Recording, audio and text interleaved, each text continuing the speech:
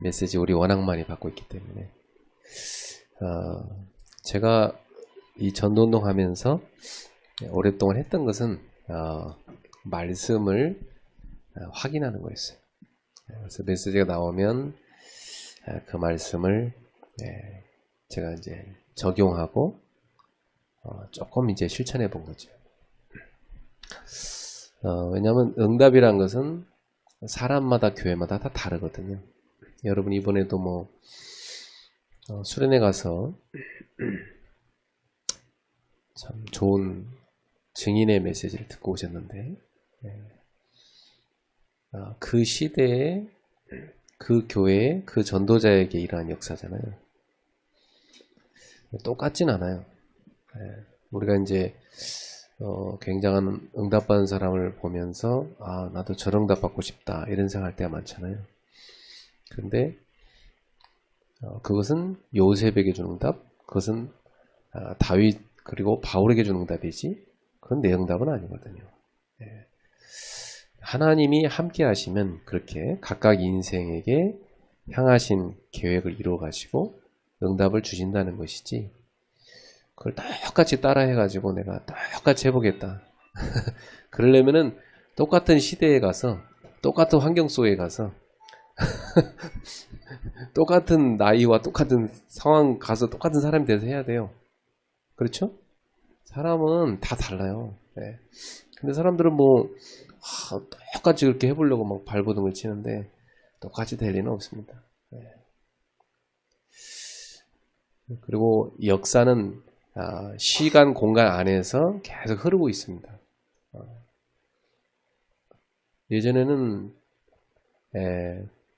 우리나라가 조그만 교회에서 이렇게 전도운동 해도 막 몰려드는 시대가 있었고요. 지금 시대는 그 시대랑 좀 많이 달라요.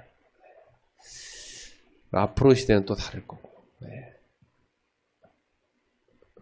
그러면 지금 이 시대에 이제 금토일을 이제 쉬는 시대를 맞이하는데, 그럼 이 시대의 목회는 또 다르거든요. 물론 초대교회 역사했던 성령님은 지금도 역사하시는 건 똑같습니다. 그리스도는 어제나 오늘이나 영원토록 동일하신 분이십니다. 근데 거기 응답받는 사람들은 시대마다 각각 달랐던 것이죠. 그러면 이 시대 지금 우리들의 목회, 우리들은 어떻게 하나님 응답을 주실까요? 다 각각 여러분에게 맞는 응답을 주실 것입니다. 그래서 제가 여기서 여러분한테 제가 받은 응답을 쭉 얘기를 하면 어떤 사람은 좋겠다 이런 생각 들고, 어떤 사람은 나한테는 왜 저런 게 없지? 힘 빠지고, 어떤 사람은 막 시기도 생기고 그렇습니다. 인간이란 건 그래요. 그래서 사람들 앞에서 그리스도와 그의 십자가 외에는 자랑하지 말라고 그랬어요. 바울 사도를 통해서 하나님 말씀하시기를 그리스도와 십자가에는 자랑하지 말아라. 자랑할 게 없다. 그리고 우리가 증인이라고 하는데 뭘 증인됩니까? 바울이 설교한 것 중에 내가 어디 가서 전도했더니 이런 역사 일어났다, 그런 간증한 거 봤어요? 여러분 바울 서신에서? 없어요. 바울은 오직 그리스도만 얘기했어요. 그죠? 내가 이렇게 전도했으니까 니네들도 나처럼 해봐, 그럼 역사 일어날 거야, 그렇게 얘기한 적이 없어요. 성경 어디에도. 그죠? 그러니까 우리는 사실은 어디 가서 무슨 역사라는 걸 자랑하면요, 분명히 그 안에 그거 듣고 도전되는 사람도 있지만 마음에 낙심되는 사람도 있고 또 시기 질투 생긴 사람도 있고 다양합니다. 근데 그리스도는요, 어디 가서든지 얘기하면요, 그래 그리스도의 은혜다, 이렇게 다 은혜 받고 치유되고 변화됩니다. 자칫하면 우리가 이제 무슨 뭐 다단계 일하는 사람처럼 저 사람 잘 되니까 앞에 세워서 한번 들어보자 어떻게 했는지, 듣고 이제 다 따라하게 만들고 그런 전략으로 가기 쉽거든요. 그런 장사꾼들의 전략이고, 우리는 목회가 무슨 노하우 배워서 무슨 장사하는 거 아니잖아요. 목회가 노하우로 될 것 같으면 벌써 지구 다 뒤집어졌죠, 뭐. 안 그래? 노하우로 전도될 것 같으면 그렇게 뛰어난 교회사 속에 있었던 뛰어난 인물들, 우리보다 훨씬 뛰어난 인물들 많았고, 우리보다 기도 훨씬 많이 했고, 그분들이 얼마나 성경을 박식하게 했고, 막 설교를 얼마나 잘했고, 그분들에게 하나님이 얼마나 역사한 게 많았습니까? 근데 그분들의 노하우를 다 전수했더라면 돼야 되잖아요. 네. 방법 갖고 하면. 네. 마술사 시몬인가요? 사도행전에 그 베드로한테 그 방법 가르쳐달라 했다가 굉장히 혼났잖아요, 그죠? 그래서 우리는 여기에서 저뿐만 아니라 여러분도 여기 서시면 나와 함께 하신 그리스도를 포럼할 수 있으셔야 됩니다. 그죠? 네, 각각 다 하려면 시간 너무 많이 걸리니까 저보러 매주 할아버지 음새우 샀어요. 그래서 제가 여러분한테 무슨 포럼을 해야 될까요? 아까 나온 메시지와 또 여러분 수련회 가서 들은 메시지, 그런 내용들에 대한 포럼이 돼야 될 건데, 저는 요즘에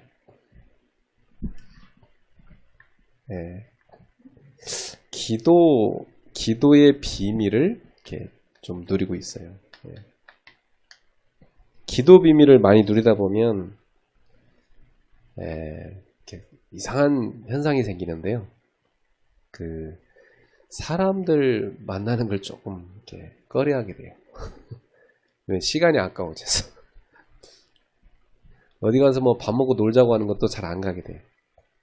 가봤자 뭐 여러 가지 별 도움 없는 얘기이기 때문에. 가면 뭐 다 연예인 얘기, 뭐 누구 돌아가는 뒷얘기, 다 그런 얘기하는 거 아니에요? 사람들 만나면? 그죠? 별 유익한 거 없어요. 제가 오죽했으면 지난번에 우리 대학 목회자들하고 잠잘 때 제가 얘기했어요. 우리 여기서 한번 토론을 해보자 그랬거든요. 우리 구원론에 대해서 한번 토론해보자. 우리가 배운 구원론, 우리가 갖고 있는 구원론 어떤 거냐 토론해보자. 실제로 이렇게 토론해보니까 목사님들이 본인들이 가진 그 지식이 탈탈 털리잖아요. 나중에는 이건 어떻게 생각하냐? 이거 어떻게 생각하냐? 글쎄요 이렇게 되는 거죠. 그러니까 실제로 우리가 막 전도한다고 돌아다니는데 우리가 구원에 대해서도 제대로 모르는 경우도 너무 많고, 그걸 누가 와서 질문하면 그냥 대충 대답할 수밖에 없는 것도 너무 많아요. 그러니까 우리 목회자들이 모일 때마다 공부해야 되겠다. 저는 그런 생각했어요. 그래갖고 제가 그분들하고 그런 시간 갖고 나니까 한 2시간, 한 3시간 정도 토론했는데 너무 좋아하시면서 목사님 우리 모일 때마다 이거 합시다 하더라고요. 모일 때마다 오늘 주제 기도에 대해서 한번 우리 토론해 봅시다. 이러면요 다양한 얘기 나옵니다. 그러면서 굉장히 성경적이면서도 신학적이면서도 현장적인 응답을 우리가 쭉 정리해 볼 수 있어요. 사실은 굉장히 이 포럼이라는 건 중요한 겁니다. 그러니까 우리가 금토일 시대에 열면은 또 앉혀놓고 뭐 맨날 칠판 놓고 막 써 제끼고 막 주여 삼창합시다 막 기도하고 그러고 끝나면 안 된다니까요. 그건 금요 예배 때 할 일이고, 토요일 날에는 진지하게 우리가 토론해야 돼요. 우리는 포럼이라는데 포럼해야 돼요. 우리 성도님들하고 죄에 대해서 뭐라고 생각합니까? 뭐가 죄입니까? 대화해봐야 됩니다. 사탄이라는 놈은 도대체 어떤 놈이라고 생각하십니까? 도대체 시험이란 건 뭡니까? 구원이란 건 뭡니까? 신앙생활이 뭡니까 도대체? 교회는 뭡니까? 헌금은 왜 해야 됩니까? 전도는 도대체 왜 해야 됩니까? 그게 뭡니까? 이걸 우린 구체적으로 대화하면서 하나하나 본인이 깨닫고 자기 거 만들게 해야 됩니다. 여러분 그냥 앉아서 듣는 거하고요, 그거 놓고 대화하면서 질문하면서 얘기하면서 그게 훨씬 자기 거 됩니다. 예수님은 강론도 하셨지만 대화로 제자 교육을 많이 했잖아요. 그래서 저는 이제 이 기도하면서 굉장히 이제 제 자신이 회복도 되고 치유도 되고 이런 시간을 가져요. 그래서 제가 열심히 막 뛰어다니다가 어느 날 너무 좀 이렇게 힘든 걸 느꼈어요. 뭐 시간적으로도 힘들고 막 체력적으로 힘들고. 그럼 뭐 내가 그렇게 관리해야 될 게 너무 많은데 내 용량 이상으로 막 그래서 제대로 못하는 걸 보면서 이게 무조건 뛰어다닐 게 아니라 차분하게 내가 진짜 깊이 기도하고 정말 누려야 되겠다. 우리 성도들하고도 정말 삶이 되어지도록 만들어야겠다. 이런 생각이 들었어요. 그래서 요즘에는 아침에는 저 같은 경우는 아침에 산에 갑니다.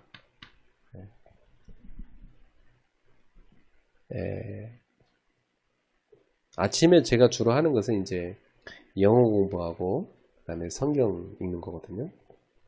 근데 그걸 이제 옛날에는 앉아서 했는데 이게 좀 앉아서 하니까 이게 너무 힘들어 막 이제 허리도 아프고 막 앉아서 하면 또 운전하고 또 앉아서 가야 되잖아요. 그래서 이거 안 되겠다 해서 산에 올라갑니다. 산에 가서 깊이 메시지도 듣고 영어 공부도 하고 성경 이렇게 틀어서 듣는 거 있어요. 이렇게 쭉 틀어서 듣고 한 권씩 딱 정해서 들어요. 뭐 욥기 쭉 올라가서 내려올 때까지 다 그러면 쫙 한꺼번에 다 들으면요 이게 뻥 뚫려요. 이렇게 찔끔찔끔 보는 거랑 달라요. 그래서 또 뭐 출애굽기 쫙 다 이렇게 하나씩 성경 한 권씩 떼는 거예요. 산에 올라갔다 올 때마다 깊이 기도하면서. 그럼 저는 굉장히 거기서 하나님의 말씀이 얼마나 풍성한지를 저는 체험하고 있어요. 그래서 이렇게 산에 갔다 오면서 건강도 이렇게 도움이 되고 또 제가 하나님이 주시는 그 영적인 힘을 깊이 얻게 됩니다. 2시간 정도. 시간이 별로 없으니까 2시간 이제 올라가는데 1시간 뭐 한 10분 정도 내려올 때 좀 빨리 내려오니까 내려올 때는 저는 이제 크록스 신고 등산화도 차에 있긴 있는데 잘 안 신고 크록스 신고 입구까지 갔다가 계곡이 있어요. 계곡 가면 거기서 신발을 벗어서 계곡에 발 좀 담궜다가 그리고 이제 맨발로 이렇게 쭉 밟으면서 올라가요. 쭉 흙을 밟으면서. 그러면 이제 맨발로 땅을 밟으면 지압이 많이 돼요. 발바닥에 막 온갖 지압이 자극되잖아요. 그죠? 그리고 흙의 그 기운이 좋아요. 이렇게 비가 내리고 또 햇볕이 쬐고 그리고 나뭇잎이 떨어지고 하면서 그 바닥에는 온갖 그 많은 미생물들이 번식하고 있잖아요. 땅바닥에는. 거기에서 좋은 그 영양분이 가득합니다.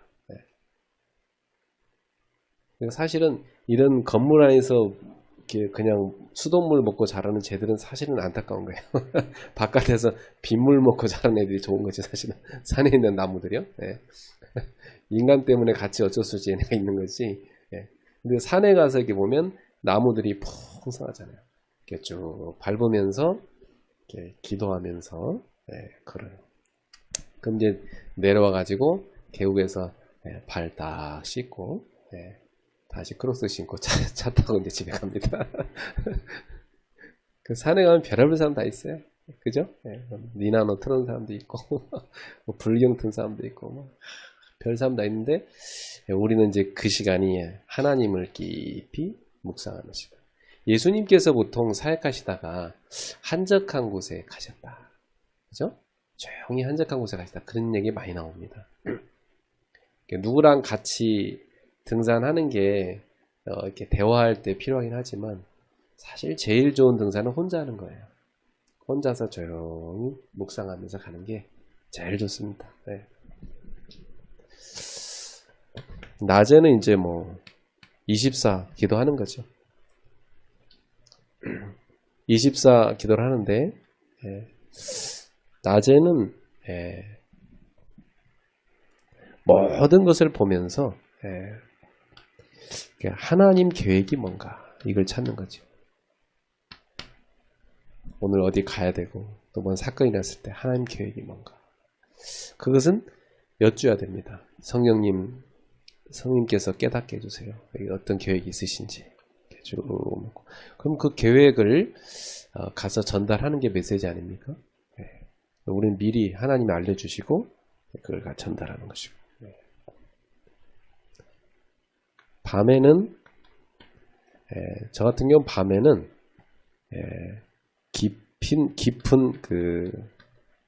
깊은 기도를 좀 하는데 이때는 이제 저는 스트레칭을 합니다. 스트레칭을 하고 그러면서 메시지를 들어요. 그러면서 스트레칭을 할 때는요 호흡이 같이 이루어져야 돼요. 호흡이 적용 안 되면 스트레칭이 잘못되거든요. 깊이 호흡하면서 하고 이렇게 하면서 요걸 갖고 이제 기도하게 되죠. 쭉. 저는 이제 스트레칭을 한 1시간 정도 성도들하고 하고 저 혼자 또 해요. 한 1시간 반 정도 이렇게 쭉. 이제 저 혼자 하면 되게 편한데 성도들 가운데 아픈 사람들이 몇 분이 있어가지고 그분들도 혼자 하라고 또 안 해요. 그러니까 이제 제가 그 시간에 또 같이 제가 해줘야 그때 목사님 이렇게 한 대 나라도 해야지 같이 이렇게 하면서 이제 하시니까 제가 하는 걸 보여줘요. 같이 이렇게 틀어서 보면서 같이 해요. 불편해요. 보여주면서 한다는 게 생각해봐요. 여러분 안 불편하겠어요? 되게 불편해요. 근데 그래도 그분들 좀 도와드리려고 제가 하는데 이걸 녹화를 해가지고 또 다시 듣기도 하고 이렇게 합니다. 이렇게 하고 나면 땀도 나요. 땀도 나고 몸이 싹 풀어져요. 몸이 다 풀어지고 깊이 이제 기도하였기 때문에 처음 위에부터 아래까지 쫙 이제 시원해지죠. 농층이 다 풀리고. 그래서 여러분 참고하실 게 사람은 늘 쓰는 근육만 씁니다. 습관적으로 하는 행동이 있기 때문에. 우리 집사님 가운데 미술을 가르치는 분 계신데 제가 알기로 한 30년 정도 하셨을 거예요. 그러니까 실력 있는 분이신데 그분이 가르치면 다 애들이 이렇게 대학을 잘 들어가요. 근데 이렇게 이제 계속 하는 거예요. 하루 종일. 그걸 30년 동안 생각해봐요. 이렇게 30년 동안. 그래서 제가 집사님한테 늘 얘기하거든요. 집사님 계속 이렇게 했기 때문에 집에 와서는 반대로 이렇게 하셔야 된다. 그래야지 되지. 안 그러면 그 직업병 온다. 근데 이제 안 하신 것 같아. 하셨어야 되는데 스트레칭을. 나중에 허리가 막 너무 아파갖고 몇 주 동안 못 왔다. 이번 주 겨우 오셨더라고요. 아프신 분들 이제 주로 이렇게 제가 대화해 보면 아프신 분들이 몸이 아플 수밖에 없게 생활 습관이 되어 있습니다. 여러분 하루 종일 앉아 있으면 빨리 죽어요. 맞죠? 앉아 있는 거 너무 좋아하시지 마세요. 연세 드신 분들 앉아 계시면 근육은 자꾸 없어집니다. 하여튼 뭐 하루 종일 할 일 없으면 동네 그냥 돌고 할 거리를 만들어서 계속 움직이셔야 됩니다. 그래서 하루 종일 활동하는 게 좋아요. 움직이는 게 좋아요. 쭉. 그래서 앉아 있는 게 제일 안 좋아요. 그래서 하루 종일 움직이면서 활동하면서 기도하는 게 좋습니다. 그래서 근육을 이제 한 가지 동작을 계속하기 때문에 다 어느 근육만 쓰고 어느 근육은 안 써요. 근데 이 스트레칭은 장점이 모든 근육을 다 자극해줘요. 심지어 얼굴까지. 얼굴 근육도 이렇게 마사지를 이렇게 하고자. 제가 어떤 목사님, 우리 대학 목사님들 모인 자리에서 제가 아픈 분한테 이렇게 좀 지도해주고 이렇게 하시라 했거든요. 그랬더니 그 옆에 분이 감동받아갖고 한 달 만에 만나는데 나 얼굴 어때? 그러세요. 얼굴이 되게 젊어있는 것 같더니 그래 내가 열심히 문댔다는 거야. 이 또랑 이 팔자 또랑도 이거 근육이 뭉쳐서 생기는 거예요 원래 나이가 들면서. 그러니까 이 팔자 여기도 계속 마사지하면 싹 없어져요. 네. 그러니까 계속 우리 몸은 움직여줘야 건강합니다. 네. 가만히 있어서는 다 굳어버려요. 이제 제가 이제 그 헬스장도 집에 밑에 가면 있는데 거기는 이제 잘 안 가는 이유가 제가 어깨가 좀 안 좋아가지고 어깨가 조금 근육이 문제가 와 있어서 그 상태로 계속 하면 더 고장나기 때문에 일단은 치유하려고 저는 이렇게 가볍게 이렇게 하고 있어요. 네. 근데 헬스 막 가서 하는 것보다도요 이렇게 해서 근육을 먼저 풀어주고 나서 해야 됩니다. 헬스도 잘못했다가는 오히려 더 망가져요. 그리고 호흡도 너무 막 과하게 쉬면 해로워요. 편안하게 호흡하셔야 됩니다. 편안하게 막 과하게 막 일부러 막 그럼 오히려 해로워요. 천천히 부드럽게 깊이 하시면 되겠습니다. 이게 낮에 평상시도 이렇게 하는데 밤에는 이제 특별히 좀 깊이 호흡하면서 기도해야 되죠. 이렇게 되면 24시간 하나님이 주시는 영적 힘이 생겨요.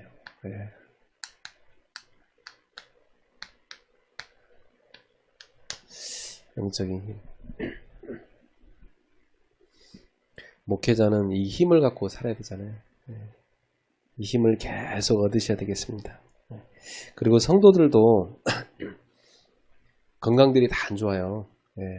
우리 교회도 지금 아파갖고 뭐 허리가 어떻게 고장나 이런 분들이 자꾸 생기는데, 그러니까 그게 다 직업병으로 문제거든요. 그래서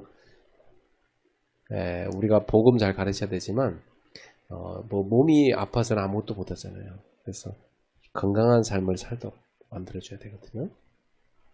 이제 왜냐하면 그 생활 습관이 잘못해서 몸에 문제가 오면은 기도가 안 됩니다. 그리고 이 말씀이 은혜는 받는데 집에 가면 바로 무너져요. 자기 삶이 안 되니까. 그 동시에 우리는 그 영혼도 힘을 얻도록 도와줘야 되지만 이 삶이 치유되도록 만들어줘야 돼요. 삶을 치유. 근데 이 삶이라는 것은 그냥 말로만 해서 되지 않아요. 같이 해야 되거든요. 그래서 집회에 가서 메시지 하는 건 어려운 거 아니에요. 그죠? 우리 목사님들처럼 이렇게 같이 성도들하고 같이 살면서 계속 생활을 공유하는 그게 사실은 진짜 힘든 거예요. 모든 걸 다 보잖아요. 그래서 우리가 이 구원에 대해서 좀 정리가 돼야 제자 훈련도 좀 정리가 돼요. 안 그러면은 실제로 이제 어린아이 같은 신자만 계속 만들 수밖에 없어요. 여러분 구원을 받았다는 것은 뭡니까? 먼저 생명을 얻은 거죠. 예수를 영접하고 생명을 얻었습니다. 그리고 이 생명 얻은 분이 이 생명이 들어갔으니까 생명이 성장해 가죠. 성장해 갑니다. 그리고 나중에는 완성되는 시간표가 오죠. 그래서 이 구원은, 이 생명은 믿음을 통해서 얻지 않습니까? 근데 이 믿음은 어떻게 주어졌죠? 하나님의 은혜로 주어졌습니다. 하나님 은혜 없이는 절대로 예수를 믿을 수 없어요. 우리는 하나님 은혜로 예수를 믿게 됐죠. 그리고 생명을 얻었잖아요.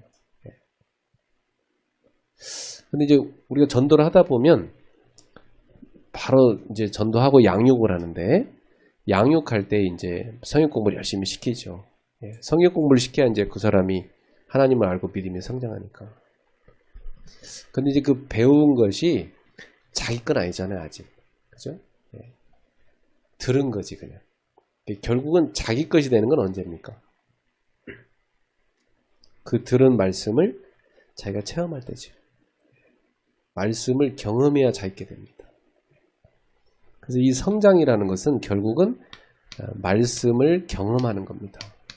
그래서 진짜 기도하면 되는구나. 하나님 정말 구원받을 사람 예배해놨구나. 이런 믿음이 어떻게 생깁니까? 체험할 때 생깁니다. 말씀 듣고 확인하니까 그게 진짜 자기가 됩니다. 그래서 이 경험 가운데 많은 사건들이 일어나잖아요.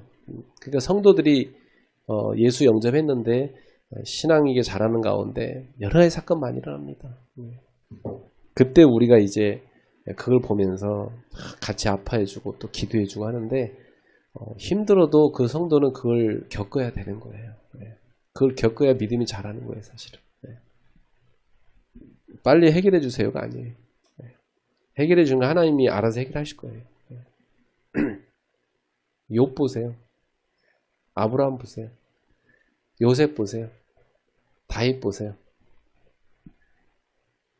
다 오랜 시간을 거쳐서 그들에게 겪은 그 경험이 그들의 믿음을 성장시켜서 하나님 기뻐할 믿음의 그런 성장 속에 들어갔던 것입니다.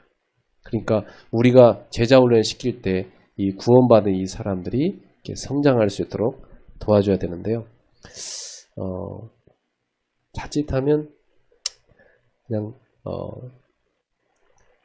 이 전도하다 보면 재밌거든요. 사람이 변화되고 막 사역하는 것도 재밌고 막 그럴 수 있는데 자기 자신의 삶은 전혀 되지 않는 상태에서 이렇게 가다 보면 결국 지속이 안 됩니다.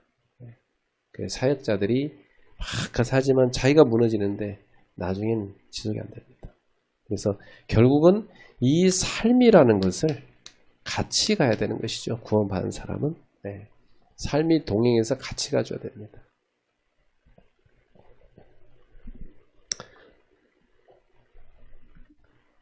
그러면 영적으로 성장했다는 것은 뭐냐면 책임을 질 수 있는 사람입니다. 하나님 우리한테 주신 자유의지에 대해서 책임을 질 수 있는 사람. 그게 영적으로 성장한 사람입니다. 어린애와 어른의 차이점 뭡니까? 어린애는 책임 없어요. 묻지도 않아요, 책임을. 어른은 책임을 져야 되거든요. 그럼 책임감 있게 살 수 있도록 만들어주고 또 그 다음에 어른은 이 용서할 줄도 알고 어른은 배려할 줄도 압니다. 이게 성장한 사람이죠.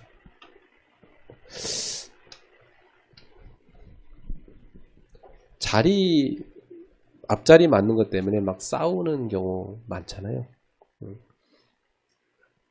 이해해줘야 할 사람들이 있어요, 특별히. 왜냐하면 그거 안 들으면 정신적으로 못 견디는 사람이 있어요. 그런 사람은 앞자리에 앉도록 도와줘야 되고요.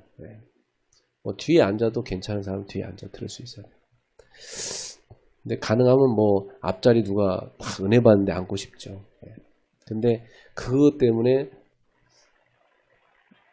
계속해서 싸우고 있다. 그러면 그건 그 사람 성장 못한 사람이잖아요. 양보할 수 있고 배려할 수 있고. 우리가 집회 가서 끝나고 서로 빨리 가려고 막 이제 차들이 막 나오잖아요. 지난번에 사고 났더라고요.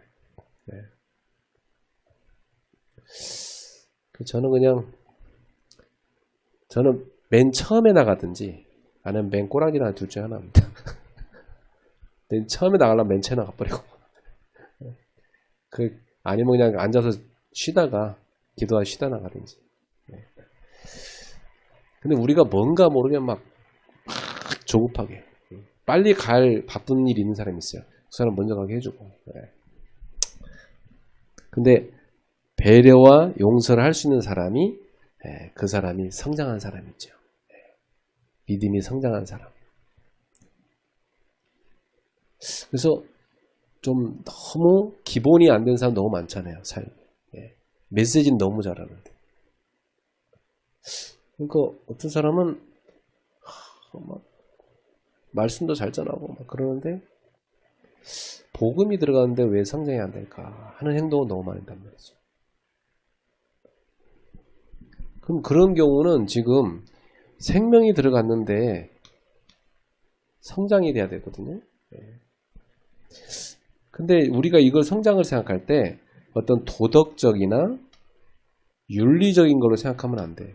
이건 종교잖아요, 종교. 그래서 율법적으로 보면 안 되고요. 우리의 구원은 생명이거든, 생명. 생명은 반드시 자라게 돼 있잖아요. 성숙해지게 돼 있어요. 성령의 법이잖아요, 우리는 율법이 아니고. 성령님이 우리 안에서 다 가르쳐 주세요. 우리 양심에 다 가르쳐 주신다고요. 분명히 성령님이 우리를 성장시켜 가셔서 성장한다는 증거로 그 사람은 열매를 반드시 맺게 되어 있습니다. 열매가 먼저는 내적으로 맺어져요. 사랑과 희락과 화평과 오래 참음과 자비와 양선과 충성과 온유와 절제. 성령의 열매잖아요. 그 성령의 열매가 내 속에 맺어지는 열매잖아요. 다 그게. 그죠? 내 속에 신의 성품이 들어오는 거예요. 그죠? 하나님의 성품이 내 속에, 성령님의 성품이, 예수님의 성품이 내 속에 들어와지는 거거든요. 그러면 내 속에 그런 성품이 들어오니까 그것이 내 삶으로 나가게 돼 있죠. 나가게 돼 있으니까 그 사람이 만나는 사람은 반드시 그게 나가져서 변화시키는 삶이 되어집니다. 그러니까 살리는 전도 역사 나타날 수밖에 없고, 그런 사람은 하나님이 응답 줄 수밖에 없고, 그래서 예수님이 부르신 이유가 열매를 맺게 하고 열매가 항상 있게 하여 무엇이든지 내 이름으로 구하는 것은 다 받게 하려 함이라. 기도응답을 받게 해주기 위해서 불렀다고 말씀하셨잖아요. 무엇이 응답받게 해주려고.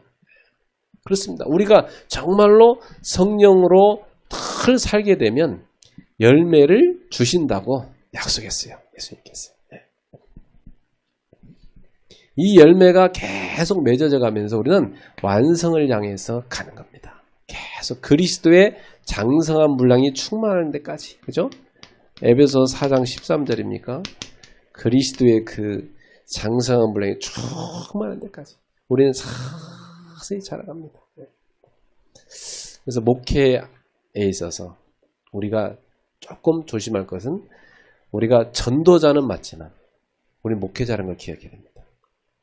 전도자는 목회 안 하고도 전도하러 다닐 수 있습니다. 그렇죠? 근데 목회는 성도의 삶을 하나하나 돌보면서 양육하면서 성장시켜 가야 될 책임이 있어요. 그러니까 우리는 성도들과 인격적으로 만나서 교제하면서 대화도 나누고 서로 기도하고 들어주고, 그죠? 또 찾아가서 말씀으로 권면해주고, 이게 목회 아닙니까? 힘들죠, 사실은. 그렇지만은 그런 목회자가 있어야 성도들이 거기서 영적으로 성장해가는 것입니다. 그죠? 우리가 전도자가 된다 하면서 다 목회 내팽개치고 돌아다니면 누가 그 성도들을 돌봅니까?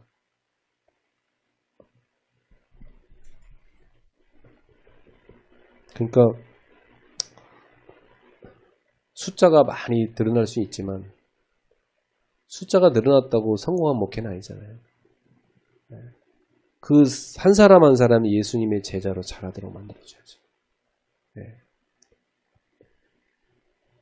완전 미성숙한 제자만 잔뜩 만들어 놓으면 그 사람들이 나가서 무슨 하나님의 나라를 세웁니까? 우리 교회 안에서 좀 우리가 구원받은 성도들이 좀 영적으로 성장하고 열매를 맺는 그런 성숙된 신자가 돼가도록 그렇게 목회를 해야 한다고 저는 생각을 합니다. 우리 목회자를 부름 받았으니까.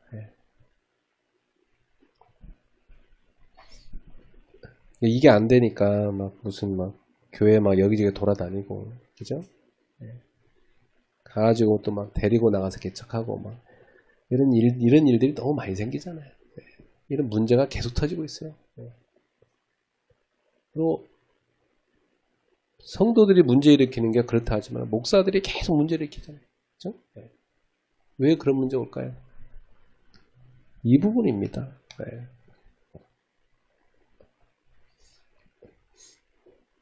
그래서 우리는 생명을 갖고 있기 때문에 이 생명의 성장, 우리 목사님들 자신이 먼저 계속 영적으로 성장했으면 좋겠습니다. 네.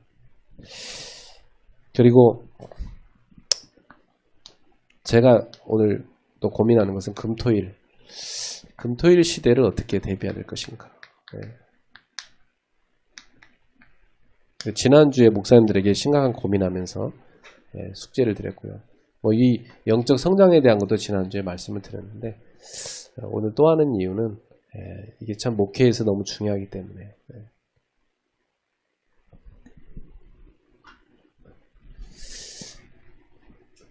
금요일 날에는 저는 이제 이런 고민을 했어요. 금요일 날에는 좀 기도 집중하는 날로 삼아야 되겠다. 저는 이렇게 지금 제 마음속의 망대를 이렇게 좀 세우고 있고요. 네. 토요일 날에는 좀 포럼 집중을 해야 되겠다. 이렇게 잡고 있습니다. 포럼을 하려다 보니까 교회당에서는 좀 잘 안 되는 경우가 많아요.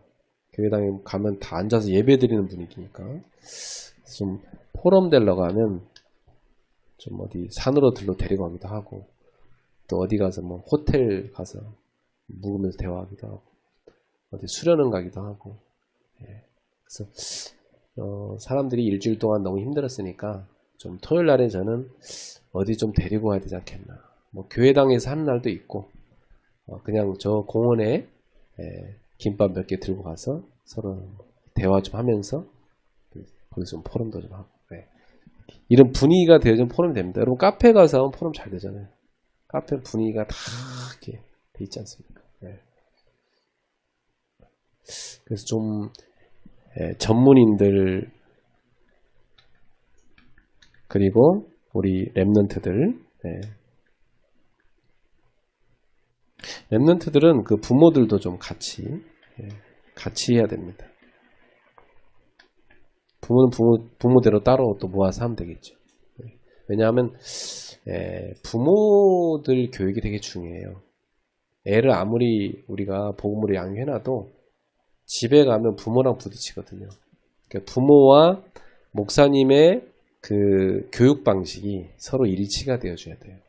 그래서 서로 같이 하나가 되어져야 아이에게 헷갈리지 않게 양육이 되는데 목사님이 이렇게 하라 했는데 엄마는 왜 그래? 뭐 이렇게 해버리면 이제 집에 가서 괜히 목사님이 가르쳐준 것 때문에 갈등되죠 애들이.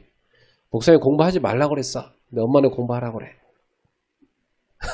이제 이게 애들이 헷갈릴 수밖에 없어요. 그래서 같이 부모 교육이 되어줘서 부모가 협력자가 돼서 같이 아이를 랩런트를 키울 수 있도록 부모들을 따로 만들어서 대화하고 교육하는 건 되게 중요합니다. 왜냐하면 부모들이 자녀를 어떻게 교육시키는가 배운 적이 없어요. 그냥 어쩌다 부모 된 거지. 저는 이제 우리 청년들 신혼 갓결혼한 애들은 이제 제가 부모 교실을 하거든요. 어떻게 자녀를 양육할 건가 조금씩 가르쳐요. 하면서 요즘 애들 똑똑해요. 뭐 TV에 오만때만 좋은 정보 많으니까. 그래서 많이 알아요, 사실은. 그렇지만 그게 이제 같이 서로 또 대화하고 하면서 성경적인 자녀 양육법에 대해서 자꾸 나눠야 됩니다. 우리 랩런트 교육 그렇게 했던데 아이들 한번 이렇게 대화해 보면요, 애들이 다 복음 들었지만 청소년기 때 그게 자기 실제 삶하고 너무 안 맞아서 방황한 애들 많아요. 그러니까 우리가 이제 대표적으로 잘 되는 케이스 애들 한 10% 있죠. 근데 나머지 거의 한 30-40%는 됐다 안 됐다 그러고 그리고 그 밑에 애들은요 아예 안 됩니다. 이런 애들을 잘 된 애들은 솔직히 뭐 놔둬도 잘해요. 이게 안 된 애들을 우리 도와줄 수 있어야 되는데 그런 부모랑 같이 협력해서 어떻게 우리가 랩런트를 제대로 키울 것인가 이런 부분이 좀 포럼이 되면서 돼야 되고 청소년기가 되면 애들이 실제로 자기 속에 있는 다 생각을 갖고 있어요. 청소년만 돼도 자기 기준을 다 갖고 있어요. 목사님 뭐라 해도 막 자기 거 딱 있는 애들이 있어요. 그걸 꺼내서 얘기를 해서 자기가 틀린 걸 고치기도 하고, 그죠? 성경적인 이런 그 올바른 삶을 배우고 이렇게 해나가야 돼요. 그리고 애들 궁금한 거 있으면 이렇게 꺼내서 물어보기도, 대화도 하고. 목사님 기도 응답 해준다는데 왜 응답 안 해줘요? 뭐 이런 애들이 이래요. 기도해야 돼요. 하지도 않는, 응답도 해주지도 않는데. 애들이 그걸 어떻게, 기도 응답이란 게 어떻게 오는 건지, 기도가 진짜 뭔지 가르치는 게 되게 중요합니다. 뭐 기도가 맨날 뭐 달라고 하는 식으로 배우면 안 되거든요, 애들은. 그죠? 너무 애들이 달라고 하는 걸로 다 배워 있어요, 지금. 그래서 그런 것도, 좀 포럼을 할 때 제대로 되어줄 수 있습니다. 그래서 한번 이 포럼은, 교회당도 좀 활용을 하시고, 그리고 야외에도 좀 활용을 하셔서 좀 고려하시면 좋겠습니다. 요즘 사람들도 밖에도 나가고 싶은데 못 나가는 사람도 많아요. 이런 데 좀 같이 나가서 고기 구워 먹으면서 얘기도 하고 이러면 대화가 됩니다. 주일날에는 뭐 예배밖에 할 게 없죠. 주일날에 예배 집중해야죠. 뭐. 완전히 예배 집중해야 되고 주일날에는 진짜 주일날에는 성령의 역사로 진짜 하나님이 주는 메시지 쏟아져 내려오고, 그죠? 참 언약 잡고, 참 영적으로 힘을 얻고 주일날에 예배 승리하도록, 예배 완전히 집중하도록 도와줘야 돼요. 결국 이 세 가지인데, 저는 그래서 이 세 가지를 지금 혼자 고민을 많이 하고 있는데요. 좀 이걸 준비하는 위원회를 만들려고 그래요. 금토일 집중시대 준비하는 준비위원회를. 이 팀하고 같이 의논해서 좀 해나가려고. 그래서 다 하지 못할 거니까 관심 있는 사람들 모아서 먼저 같이 하자. 그래서 그들의 얘기도 듣고 사정도 들어보고, 그렇죠? 저도 중고등부들도요, 무조건 하자 안 따라와. 요즘 애들은 자기가 생각이 맞아야 들어요. 근데 대화를 해서 자기들이 의견을 얘기했고 거기에 대해서 합의를 본 것은 애들이 지키더라고요. 요즘 애들이 그래요. 무조건 목사님이 하라. 요즘 그런 시대가 아니에요. 청년들도 대학생도 애들도 자기 생각에 맞아야 움직이네요. 요즘 애들은. 그래서 진짜 대화가 필요하고 이 부분 놓고 좀 준비하는 팀을 만드셔서 기획을 하셔서 실천하시면 좋겠습니다. 그리고 다른 것보다도 우리는 현장에 전도운동해야 되거든요. 그래서 많은 건 못해도 이걸 한번 어떻게 우리 교회 펼칠 것인가, 말씀 운동 어떻게 펼칠 것인가, 이걸 계속 한번 기획을 해보시기 바랍니다. 일단 내 마음속에 망대가 좀 세팅이 돼야 돼요. 그래야 그게 현장으로 가서 적용이 되는 거죠. 저는 이제 이번에 올해 가을에 이제 임직식을 하려고 하는데, 그래서 그분들 중심으로 해서 그분들 집을 중심으로 해서 말씀 운동을 펼쳐야 되겠다, 이렇게 저는 기획을 하고 있거든요 지금. 그래서 그분들하고 대화를 이제 하려고요. 여러분들도 어떻게 우리 교회의 말씀을 펼치는가. 이 말씀 운동은 어떤 현장을 살리려고 그 현장에 가서 하는 걸 다락방이라고 그러고요. 그리고 어떤 사람의 그 기능을 가지고 파고들 수 있는 거죠. 그것을 어떤 전문교회, 또 직장, 그리고 집에 가서 하는 걸 미션홈, 그 한 지역을 놓고 하는 것을 지교회, 이렇게 말합니다. 그러니까 복잡하게 생각할 것 없이 어떤 장소든 간에 다 그것을 뭘로 만드는 거죠? 교회화하는 것입니다. 예배당이 하나밖에 없지만 현장에 예배당을 많이 만드는 거죠. 이 모임을 만들어서 하다가 없어지는 거 없어지는 거고, 계속되는 건 계속되는 거고, 교회 형편에 맞게끔 이것을 현장 모임을 어떻게 만들어갈 것인가. 저기서 전도운동 아니라도 상관없어요. 주중에 저런 모임을 만들어 놓으면 가서 대화하면서 이런 것이 많이 포럼되어집니다. 전도운동 일어나는 것도 당연히 일어나고요. 저는 뭐 개척할 때 여기서 개척을 해가지고 이거 만들어서 모여가지고 교회가 생긴 거라서. 근데 교회에 와 있는 사람들 중심으로 해서 기본적으로는 만들어 놓고, 그 다음에 교회에 상관없는 사람들, 현장에 있는 사람들 있죠. 그 현장에다 또 만들고, 양쪽으로 다 만드시는 게 필요합니다. 그 목회하는데 너무 유익해요. 그래서 좀 현장에서 포럼하고 같이 기도하는 이런 운동이 일어날 수 있도록. 이걸 우리는 지금 망대라고 하는데, 이 망대가 목사님들 속에 먼저 만들어지길 바랍니다.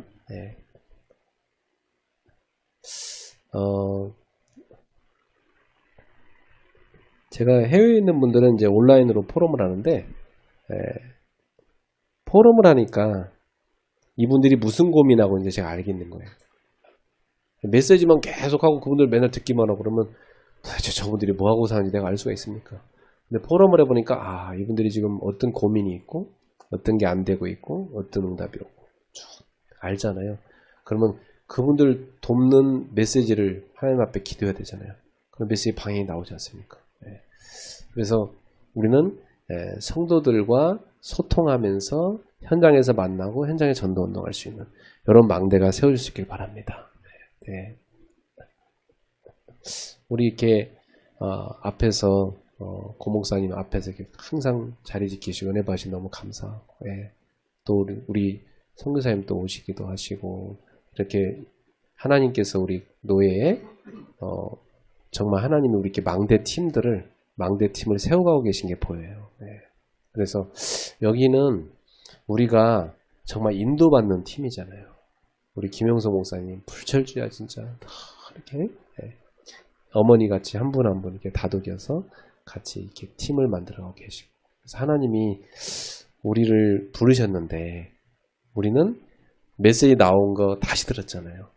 근데 이걸 듣고 그렇지 하고 끝나면 안 돼요. 저걸 가지고 기도를 하셔야 돼요. 하나 이번 주 이런 말씀이 나왔는데 내가 어떻게 내 삶의 제자와 적용하면 좋겠습니까?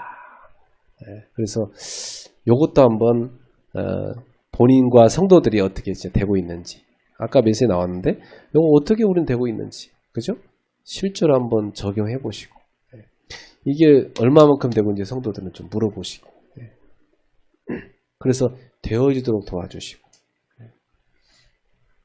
그리고 성도들 보면은 생명은 얻었는데 이분들이 지금 어떻게 성장해 가고 있는가, 이 부분도 도울 수 있어야 되고, 결국은 말씀과 삶의 경험에 말씀이 체험되면서 성장할 수밖에 없거든요. 그러면 우리가 강단 메시지 매주 하는데 사실은 이분들은 얼마만큼 그걸 붙잡고 있을까요? 얼마만큼 적용하고 계실까요? 거의 다 보면 그냥 말씀 듣고 한두 가지 그냥 단어 그런 건 붙잡고 있는 사람 많습니다. 말씀을 하나님 음성으로 듣지 않고 나한테 필요한 거 그냥 한두 개 잡고 있는 수준이 많거든요. 그렇게 말씀 붙잡으면 안 되잖아요. 하나님 이번 주에 나에게 주셨구나. 그럼 이 말씀 전체를 내가 쭉 묵상해서 내 것으로 삼아서 응답받도록 도와줘야 되는데, 그게요 가만 놔둬서는 안 하더라고요. 근데 포럼을 해보니까 그러네요 하면서 이제 깨닫고 또 붙잡게 돼요.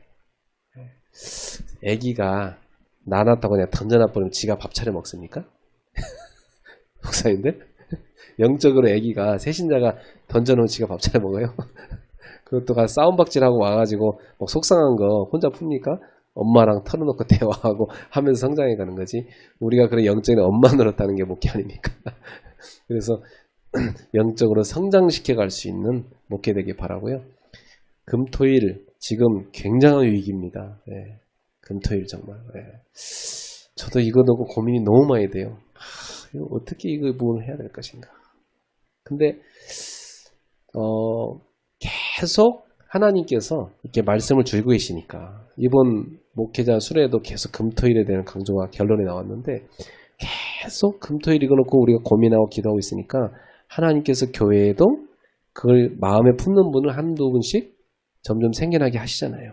그럼 그런 분들하고 같이 기도하시면서 같이 협력해서 우리가 이 부분을 어떻게 인도받을 것인가 한번 실제로 한번 기획을 해보시기 바랍니다. 네. 이번 주는 이걸 어떻게 할 건가 심각하게 고민하시고 꼭 준비하셔서 다음 주에 또 포럼할 때 우리 풀어놓고 할 수 있으면 좋겠습니다. 다음 주는 수요일 날 모입니다. 그죠? 수요일 날 1시 반, 1시 반이니까 참고하시고 이렇게 모이시기 바랍니다. 기도하겠습니다. 하나님 아버지 감사합니다. 부족한 저희들이지만 하나님이 주신 말씀 가지고 우리 자신에게 적용해 가면서 인도받고 있습니다.